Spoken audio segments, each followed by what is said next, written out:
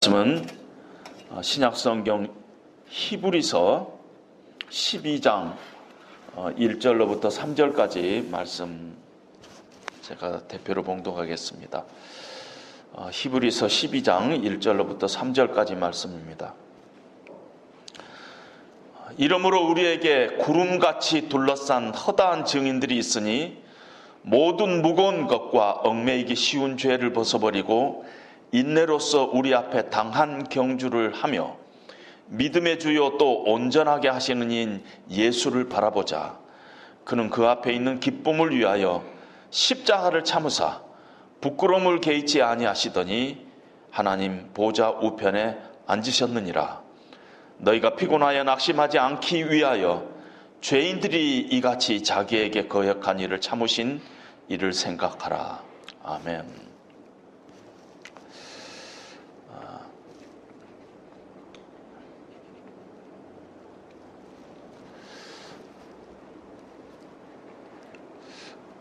제가 평생 미국에서 목회를 하던 도시가 미주리주에 있는 그 세인트루이스라는 도시입니다. 한 얼마 전에 그곳 출신 중에 한 분이 여기서 카이로프랙틱을 이렇게 개업을 하고 계시는 분이 계셔서 제가 허리가 좀 안 좋아서 가서 이렇게 상담을 한 적이 있습니다. 그런데 그분도 그 도시에서 공부를 하신 분인데 첫 마디가 아주 생각도 하기 싫다, 쳐다보기도 싫다, 어떻게 그렇게 아주 미저러블한 도시냐, 정말 불만을 가득 해가지고 세인트루이스 도시를 아주 악평을 했습니다. 저도 그분의 그 악평에 대해서 상당한 많은 부분을 동조를 합니다. 왜냐하면은 저도 거기서 한 25년간을 살았었는데 참 마음에 안 들었어요. 사람들에게 이렇게 이 도시가 어떻느냐 이렇게 물어보면 뭐 조용하고요, 애들 교육시키기는 좋죠. 이게 거의 90% 사람들의 얘기입니다. 참 여기가 좋다, 이런 분들은 거의 못 찾아봤습니다. 그러나 이제 교회가 있고 섬기는 성도님들이 있고 그래서 그렇게 이렇게 견디면서 살아오다가 언젠가부터 한 2년 동안이요, 그냥 세인트루이스가 그렇게 싫을 수가 없어요. 교회 앞에 거리가 맨체스터라는 거리인데 그 길인데요, 아주 그렇게 꼴 보기가 싫고 그 앞만 지나가면은 아주 답답해지고 좀 스트레스가 쌓이고 그랬습니다. 그러면서 제가 하나님께 이런 하소연을 했습니다. 하나님, 제가 여수 출신인 거 모르세요? 이런 말을 가끔 했습니다. 제가 어렸을 때부터 그 바닷가에서 자라가지고요, 미국에 나가서 오랫동안 유학 생활을 하면서 미국에서 살고 있으면서도 늘 고향의 그 바다가 그 가슴 한복판에 있었습니다. 그래서 여름 휴가만 되면은 바로 차를 몰고 한 10대 시간 차를 몰고 이 미국의 바닷가를 가는 그런 제 생활이었습니다. 한 번은 캘리포니아의 그 베델 교회라는 데서 세미나가 있어서 거기를 한 2박 3일을 이렇게 참석을 하고 시간이 하루 정도 남아서 그 캘리포니아의 바닷가 이 비치를 이렇게 렌트카를 해가지고 여행을 할 기회가 있었는데 바다를 보니까 너무너무 좋은 거예요. 그래서 제 아내에게 여보, 여기야, 여기. 내가 왔어야 할 곳이 바로 여기야. 그러면서 그때부터 한 2년 동안이요, 제가 목회하던 그 세인트루이스가 그렇게 싫어졌습니다.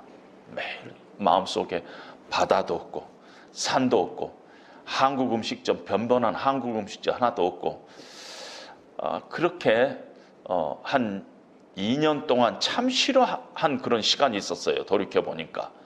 그러다가 언제부턴가 제 마음을 바로 잡은 그런 사건이 있었는데, 그 사건이 바로 오늘 하나님 말씀하고 전혀 무관하지 않습니다.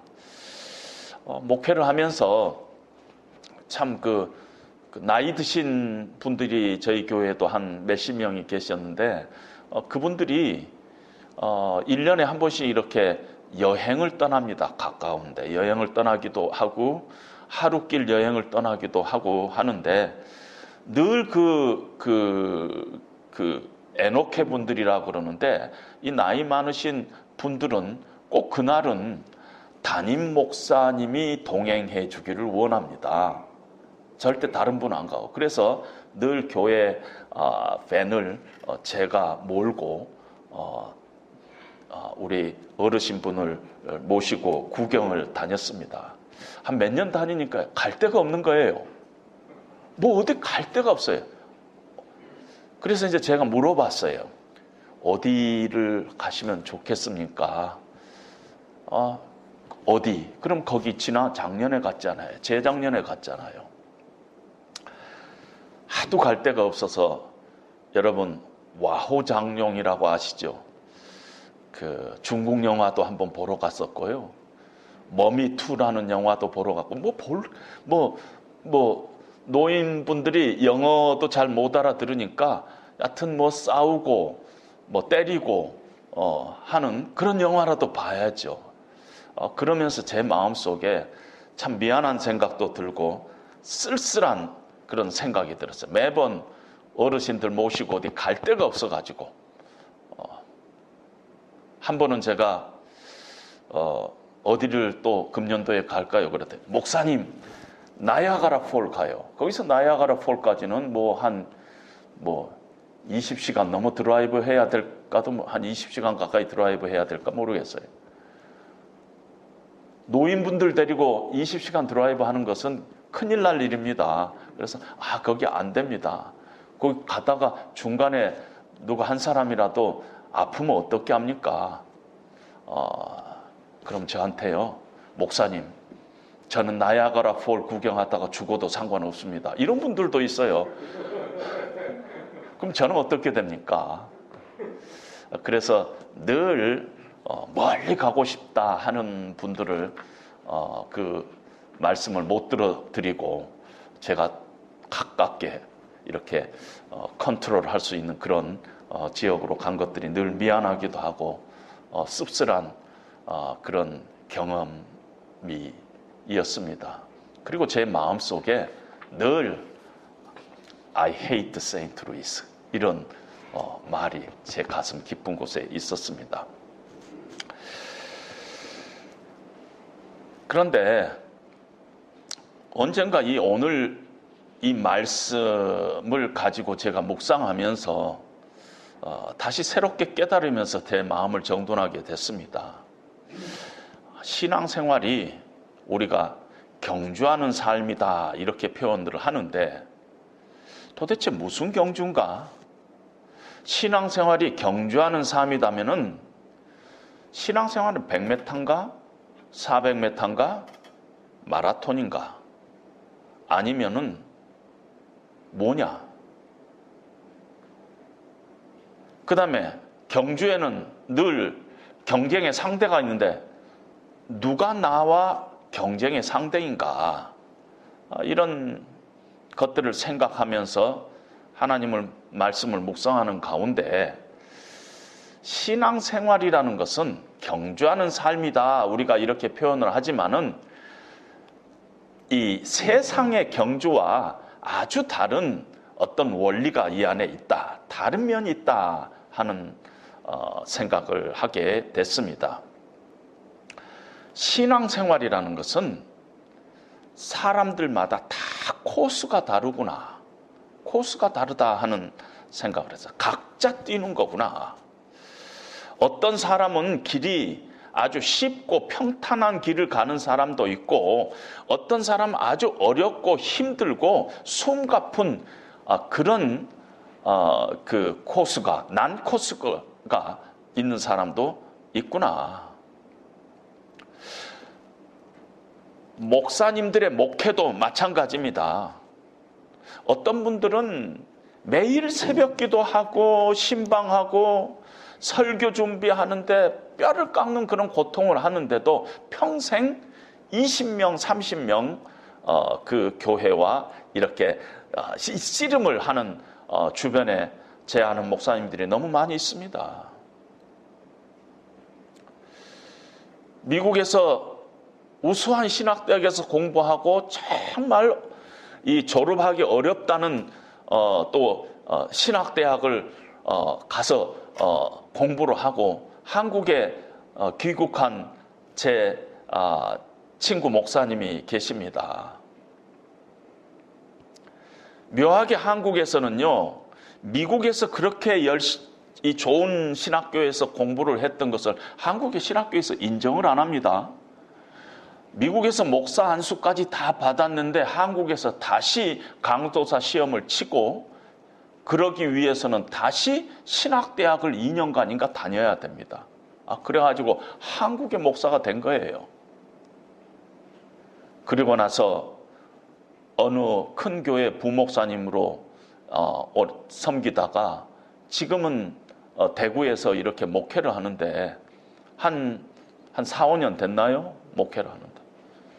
성도가 얼마나 되십니까?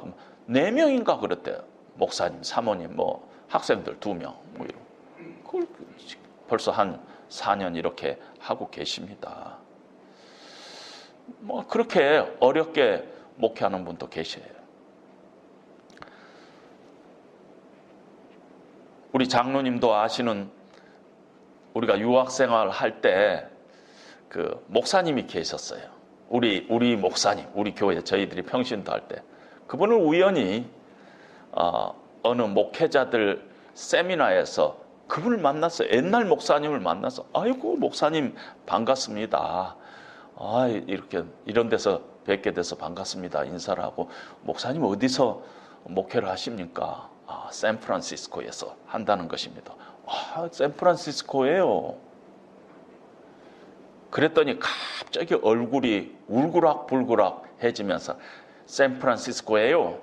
다 쌍놈들만 모여있는 곳이에요. 쌍놈들. 얼마나 목회가 어려웠으면 그냥 그 샌프란시스코를 하더니 쌍놈들만 모여있다고 저한테 아주 마음속에 있는 그 비터니스를 막 표현하는 것을 지금도 잊지 못하겠습니다. 거기에 비해서 제가 미국에서 섬기던 교회에서 한 1시간 정도 떨어진 곳에 그 어느 군부대가 있는데, 그 앞에서 목회를 하는 제 지인의 목사님이 계십니다. 저하고 나이가 동갑이고 또 한국에서 총신을 졸업하신 분인데요. 거기는 성도님들이 여자들만 계세요. 군인 부대였기 때문에. 그런데 자주 이렇게 얘기해요. 목사님, 저희 교회가 이 지역에서 남자 성도가 제일 많은 교회입니다. 그래요. 그럼 그래요 목사님? 몇 명이나 돼요? 3명입니다. 이러면서 아직 한 얼마 전까지 이렇게 목회를 하신 분이 계십니다. 이렇게 참 제3자 입장에서 이렇게 좀 떨어져서 그들의 삶을 이렇게 바라보면은, 이게 정말 이 신앙생활에 이렇게 이 코스들이 이렇게 다르냐. 이렇게 어렵게 하시는 분이 있고, 또 어떤 분들은 참 쉽게 하시는 분들도 있고, 이렇게 참 신앙생활이라는 게 이렇게 코스의 난이도가 참 다르구나. 또 출발점이 달라요. 어떤 사람은 뭐 크리스찬이 저는 유아 세례 받았어요, 이런 분들이 있어요. 그리고 이렇게 신앙생활 하신 분들이 있는데, 어떤 분은 임종시에 주님을 영접하시는 분도 계십니다. 어떤 분들은 20살 때 신학을 들어가가지고 젊었을 때 목회자가 된 사람도 있고, 저는 41살 때 신학교를 갔습니다. 여러분, 이렇게 오래 공부를 하는 사람을 장학생이라 그러는데요, 장학생한테 얼마나 서글픈 일이 많은가 모릅니다.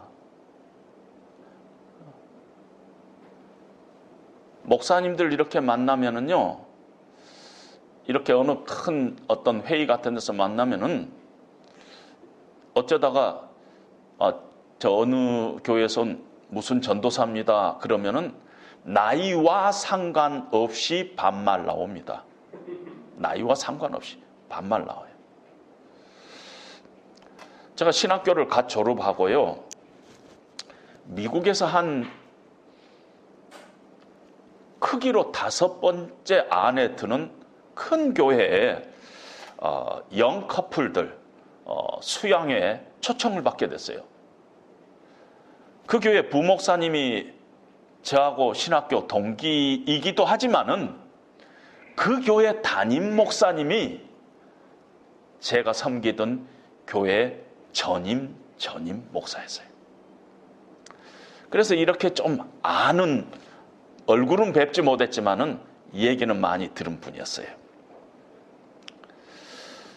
그리고 이제 수련회를 하기 전에 담임 목사실에 들어가서, 저는 이제 그때는 아직도 전도사님, 담임 목사 방에 들어가서 인사를 하게 됐습니다. 아주 점잖으신 분이 머리가 뒤로 탁 이렇게 벗겨, 아주 점잖하게, 아주 그 큰 방에, 정말 미국에서 대교회 중에 하나인 그 교회 담임 목사처럼 같이 이렇게 앉아 있었습니다.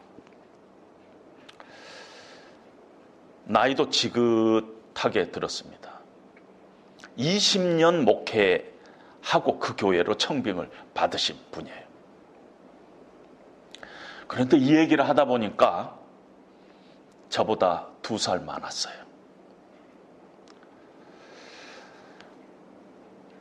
누구는 40대 초반에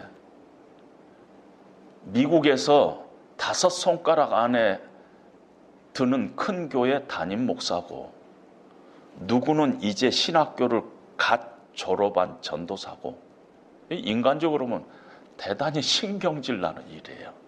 얼마나 참 불만스러운가 모릅니다. 이거 참 불공평하다, 참 인생 불공평하다, 이런 생각이 들 수밖에 없는 그런 상황을 제가 경험했습니다. 이렇게 신앙생활이라든가 혹은 목회까지도 다 포함해 가지고 코스의 난이도도 다르지만은 출발점이 달라요. 출발점이. 그것이 가끔 우리를 서글프게 만들기도 하고 우리를 좌절시키기도 합니다. 또 세상 경주하고 다른 거는 뭐냐면은 달려가야 할 거리가 다 다릅니다. 달려가야 할 거리가 달라. 디스턴스가 달라. 디스턴스가.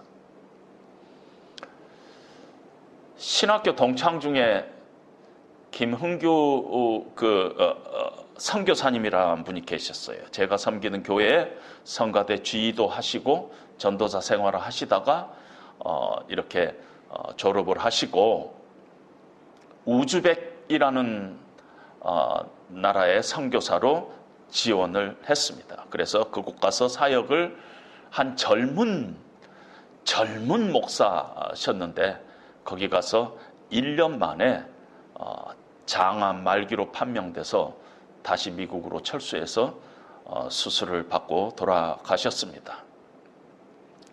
돌아가시기 한 달 전에 제가 그 집을 이렇게 방문을 했습니다. 같이 공부하던 신학생이었으니까요. 근데 지금도 제 머릿속에 이렇게 뇌리 속에 남아있는 게 눈물이 글썽글썽 해가지고 이렇게 울먹이면서 왜 하나님께서는 오랫동안 신학 공부를 하게 하시고 이제 평생 선교사로 헌신하게 하시더니 1년도 채 못 돼서 이렇게 나에게 불치의 병을 주시고 내가 하나님 앞으로 가게 만드시는가? 내 하나님 앞에 가면 내가 꼭 물어보겠다 하면서 하나님께 섭섭한 마음을 표하는 그런 모습이 아직도 귀에 선합니다.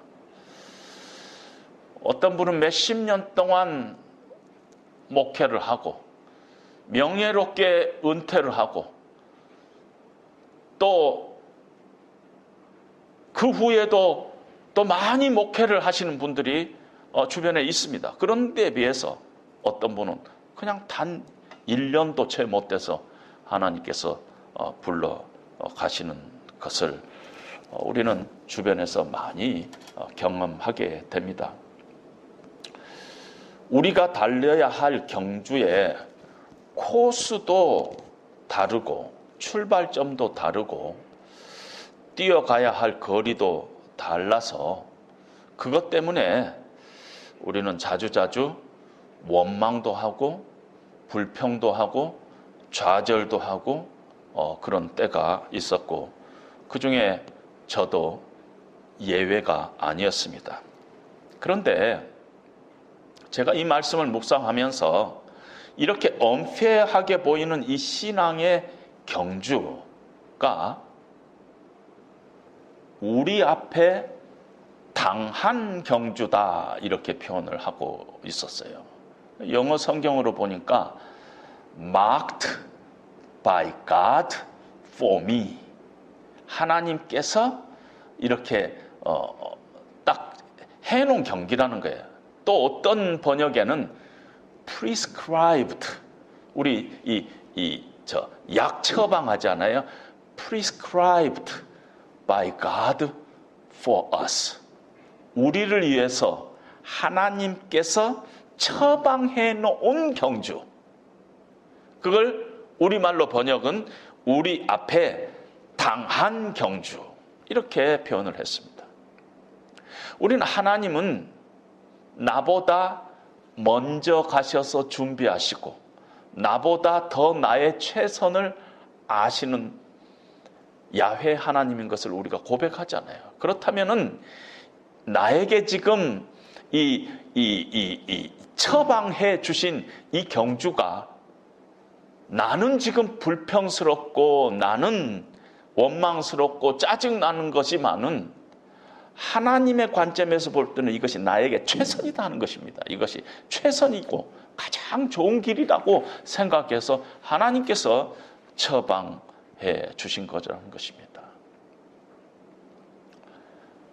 그리고 그 길은 내가 달려가야 할 그 코스는 다른 사람이 뛸 수가 없어요. 왜? 하나님이 특별하게 처방해 주셨기 때문에 약도 나에게 처방한 건 내가 먹어야지 다른 사람에게 이렇게 줄 수 없는 것과 마찬가지라는 것입니다.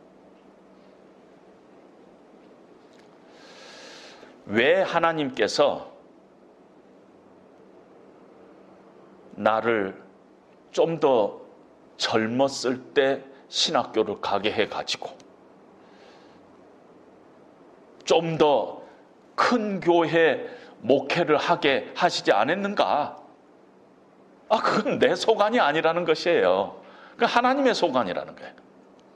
하나님의 선하신 섭리 가운데서 나에게 가장 맞는 처방으로 하나님이 나에게 프리스크라이브 해주는 거라는 것이죠.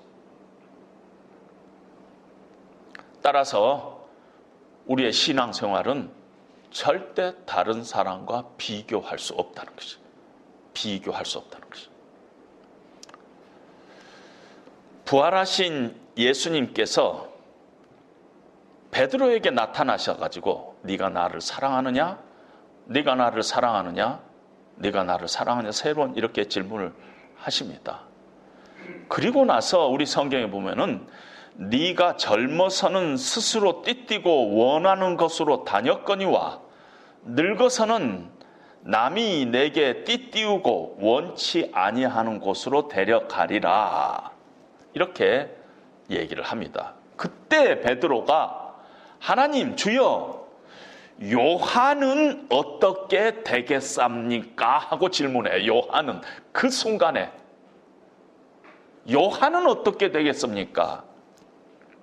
그때 예수님께서 내가 돌아올 때까지 요한을 머물게 할지라도 네가 무슨 상관이냐? 너는 나를 따르라. 이렇게 주님께서 말씀하십니다. 신앙생활은 내 원하는 대로 한 것이 아니라 주님이 원하는 처방대로 하는 것이.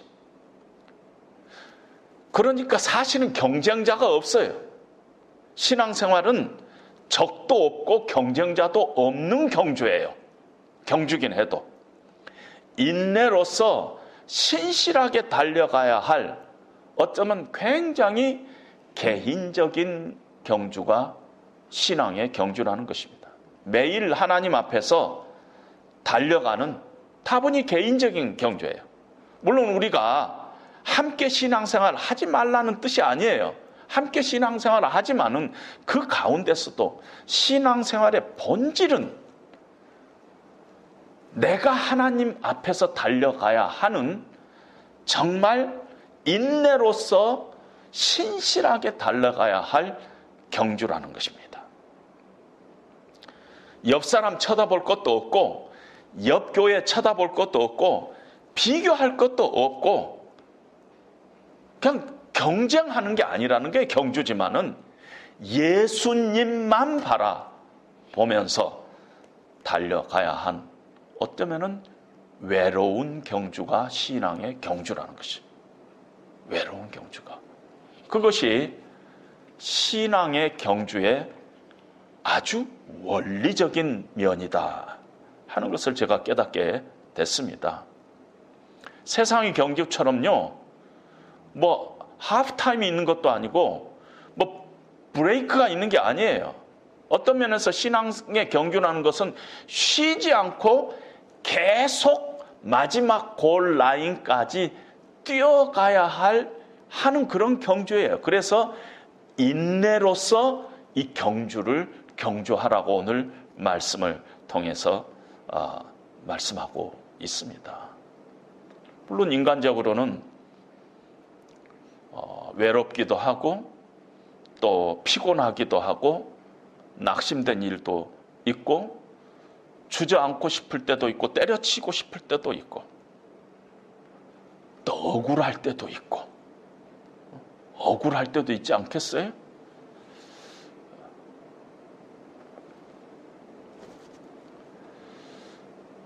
그러나 우리가 다시 우리의 좌표를 바로 세워야 하는 그 이유는 내가 지금 달려가고 있는 이 신앙의 경주가 하나님께서 처방해 주신 것이다. 나는 잘 모른다. 그러나 하나님이 처방해 주신 것이라면 최선이다. 이런 믿음을 가지고 우리가 나에게 당한 이 경주를 우리가 최선을 다해서 가야 한다는 것입니다. 억울한 일이 있어요? 억울하면 우리 예수님만큼 억울하겠어요? 그런 생각을 가지면서 해야 됩니다. 때때로 지칠 때 주님을 바라보면은 주님께서 힘을 주세요. 오늘 말씀 보니까 믿음의 주요 온전케 하신 예수를 바라보자 그랬어요. 근데 믿음의 주 할 때 주라는 단어를 특별한 단어를 쓰고 있어요. 아르케고스라는 단어를 쓰고 있는데 왜 여기서 아르케고스라는 단어를 쓰고 있느냐면 이 아르케고스라는 단어는 사실은 캡틴, 경기에서 주장 이런 뜻이에요. 앞장서서 뛰는 사람, 마라톤, 단체 마라톤을 하면은 깃발 들고 뛰는 사람 있잖아요, 앞에서. 자, 그분이라는 것이. 믿음의 주요, 온전케 하신 예수님을 바라보는데 그분은 나의 경주에 있어서 캡틴이라는 거예요. 지금 캡틴. 앞에 서서 힘주면서 뛰어 하면서 앞에서 뛰는 우리의 경주의 캡틴이 예수님이라는 것입니다. 뿐만 아니라 세상의 경주하고 다른 점이 있다면은 세상의 경주는 우리가 이 경기를 할 때 주변에 있는 사람들이 다 관객들이에요. 그런데 오늘 신앙의 경주를 이야기하면서 우리에게 허다한 증인들이 있다고 얘기해요. 증인들이 있다는 것이에요. 증인. 성경에 보면은 수많은 증인들이 있다는 것이에요. 믿음의 그 레이스를 아주 신실하게 인내로서 달려갔던 수많은 증인들이 우리 주변에 있다는 것이에요. 우리가 뛰는 경주 주변에 하박국도 있고 욥도 있고 아브라함도 있고 야곱도 있고 다니엘도 있고 사도 바울도 있고 스데반도 있고 빌립 집사도 있고 아합도 있고 다 우리 주변에 수많은 믿음의 증인들이 우리를 응원하고 있다는 것입니다. 나도 그때 이런 어려움이 있었어. 다시 예수님 붙잡고 뛰어 하는 증인들이, 그 레이스를 신실하게 마쳤던 수많은 증인들이 하나님의 말씀을 펴기만 하면은 바로 우리에게 나타나셔서 우리에게 힘을 주신다는 것입니다. 우리가 섬기는 하나님은 살아계신 하나님이시고 우리가 죽은 다음에 반드시 우리가 만나야 될 분이에요. 그분 앞에 우리의 삶을 다 평가받아야 할 그분이 바로 우리가 믿는 하나님이세요. 언젠가는 우리가 느꼈던 이 땅에서의 우리의 수고와 우리의 억울함과 우리의 아픔과 우리의 모욕과 고통들 다 풀어주실 분이 하나님이세요. 원수의 목전에서 상을 베푸실 분이에요. 상을 베푸실 분이에요. 따라서 우리는 우리가 어떤 자리에 처해 있든지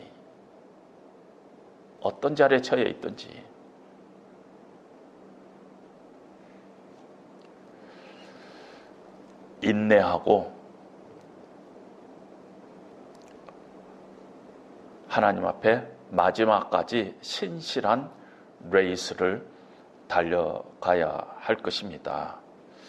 우리 인생이 한 번밖에 없잖아요. 한 번밖에 없는 인생을 우리가 최선을 다해서 부끄럽지 않게 주님 앞에서 어려울 때마다 믿음의 주여 온전케 하신 예수 그리스도를 바라보면서 내가 당한 이 경주가 주님이 친히 나에게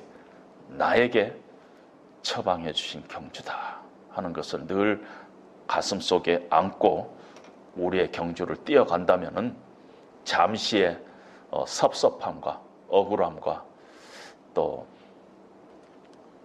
아픔과 좌절과 이런 것들은 또다시 우리가 극복하고 다시 새 출발하는 그런 계기가 될 줄로 압니다. 어떤 면에서 제 인생 가운데서 이 하나님의 히브리서 12장 1절부터 3절까지 말씀은 저를 한 번 살렸던 하나님의 말씀입니다. 하나님의 말씀은 내 발의 등이요 내 길의 빛이니이다. 이 말씀이 나를 살리셨습니다. 우리의 영혼이 죽어갈 때 하나님의 말씀이 우리를 살리는 역사들이 있어야 되는데 그 중에 한 말씀인 것입니다. 여러분들에게도 동일한 그런 은혜로 다가가기를 다시 한번 부탁드립니다. 잠시 기도하겠습니다. 하나님 아버지, 우리의 인생이 참으로 때로는 불공평하다고 느낄 때도 많고 억울하다고 느낄 때도 있고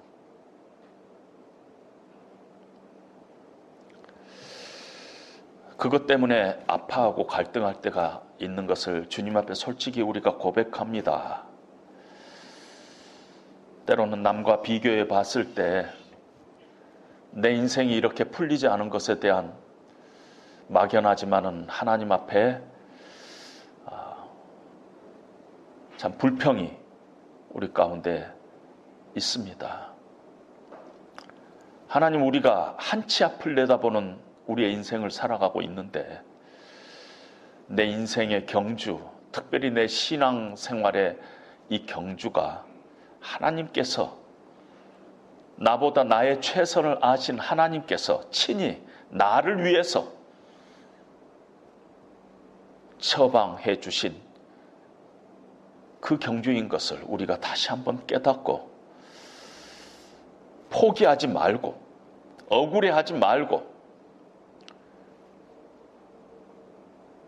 앞에 있는 십자가를 바라보면서 부활의 소망을 바라보면서 마지막까지 인내로 경주했던 그 우리 예수님을 본받아서 우리의 남은 인생도 최선으로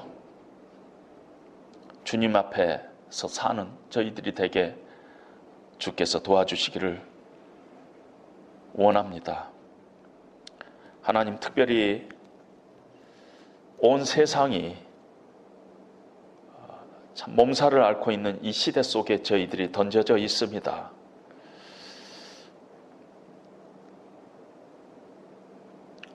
하나님, 특별히 주님의 십자가의 모든 성도님들, 가정들, 직장들, 코로나 질병으로부터 주께서 친히 보호하여 주시고 지켜주시고, 특별히 이로 인해서 어려움에 처해 있는 이웃들, 특별히 경기 침체로 인해서 고통하고 있는 분들, 사업장들, 일터들, 하나님께서 긍휼을 베풀어 주시고 다시 회복할 수 있는 그 길을 하나님께서 친히 마련해 주시기를 소원합니다. 하나님, 저희들도 영적으로 재정비하는 그런 시간으로 삼기를 원합니다. 겸손하게 하나님 앞에 우리의 신앙의 자세들을 내려놓고 회개하고 다시 거룩을 회복해가는 그런 시간들로 우리가 이 시간들을 선용할 수 있도록 하나님, 우리 마음들을 주께서 붙잡아 주시옵소서. 전 세계가 코로나로 아파하고 있는데 더 이상 확산되지 않도록 속히 회복될 수 있도록 하나님 도와주시옵소서. 특별히 이로 인해서 병원에 입원돼 있거나 하는 환자들, 하나님 그들의 마음을 위로하여 주시고 평강 가운데 지켜주시고 빠른 회복을 하나님 허락하여 주시옵소서. 연일 힘들게 수고하는 의료진들, 방역진들 지치지 말고 마지막까지 최선으로 이 선한 일에 그들의 삶을 헌신할 수 있도록 주께서 인도하여 주시옵소서. 하나님, 특별히 우리 대한민국이 지금 전쟁의 위험 가운데 처해 있습니다. 나라와 나라가 분쟁하고 시기하고 미워하고 있습니다. 민족과 민족이 서로 분쟁하고 있습니다. 조지 플로이드 사건을 통해서 미국 사회가 양분돼서 싸우고 있는 그런 안타까운 현실 앞에 있습니다. 하나님, 지도자들에게 지혜를 하나님 허락하여 주시옵소서. 그래서 이 어려운 이 시국을 잘 헤쳐나갈 수 있도록 우리 대한민국의 지도자들 뿐만 아니라 각 나라의 지도자들을 하나님께서 지혜를 허락하여 주시옵소서. 인종의 차별 없이 서로 긍휼히 여기는 마음들을 갖는 그런 사람들로 이 지구촌이 넘쳐날 수 있도록 하나님 복 내려 주시옵소서. 각 나라와 나라들이 자국의 이익에 따라 행동하는 것이 아니라 함께 더불어 살아가는 지구촌 될 수 있도록 하나님, 이번에 이 코로나 위기를 통해서 하나님, 이 온 지구촌이 새롭게 생각하고 새롭게 고민하며 새롭게 디자인하는 그런 세상 될 수 있도록 하나님 역사하여 주시옵고, 특별히 우리 교회들이 하나님 앞에서 우리의 신앙의 본질을 회복해가는 그런 아름답고 귀한 기간들이 될 수 있도록 하나님 은혜를 베풀어 주시옵소서. 예수님 이름으로 기도합니다. 아멘.